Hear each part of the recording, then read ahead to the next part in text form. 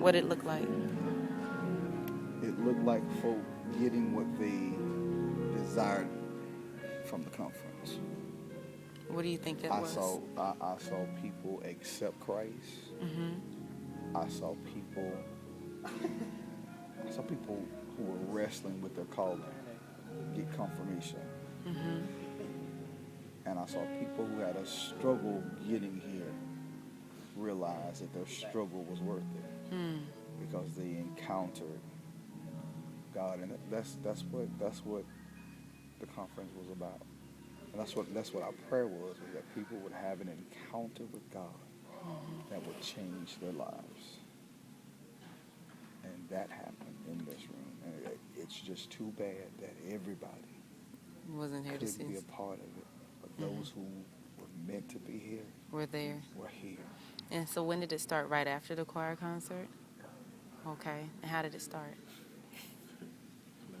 It started playing. It was just a jam session that started out as people just playing, musicians and dancing and playing around, but quickly God elevated things to another level. And I always get it. Right. Yep, that's it.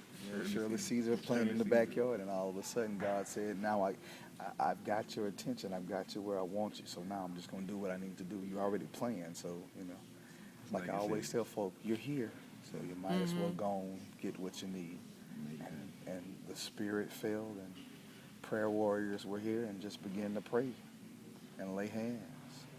And once that first prayer went up, the entire atmosphere shifted, and it hadn't been the same since. How many people you think were here? There was at least, at that time, there was at least, 20, 25 people up there. And it's like they left in waves. Some have left and others have come. And even those who came just spectators who were sitting, all of a sudden came a little closer. Just to see what was going on. And just like that wave, it just moved over. Next thing you know, they were crying. That group right there was back here for the longest. And eventually made their way to the front. So, and that's how God does.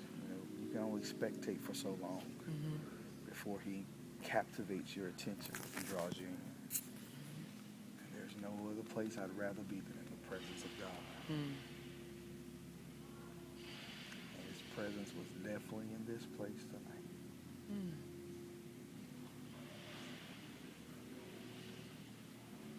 How do you think it'll change service for you even tomorrow, having witnessed that?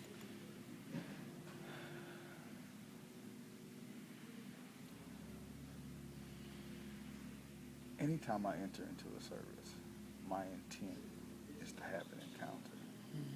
And so the fact that I know that it's happened tonight just reminds me that it's always possible. So it'll just heighten my expectation for the rest of the week. And I expect that every time I'm in worship, it doesn't matter where it is, that I'm going to have an encounter and that God is going to move. I teach my people all the time that if you come into God's presence with no expectation, then you'll leave with nothing. You can't get what you don't expect. So if you come in God, you should always come into God's presence with an expectation of receiving something. It may not be what you want, but expect to receive something. So that's how it'll for the rest of this week, it will heighten my expectation to where I say, God, whatever you're doing, just let me be a part of it.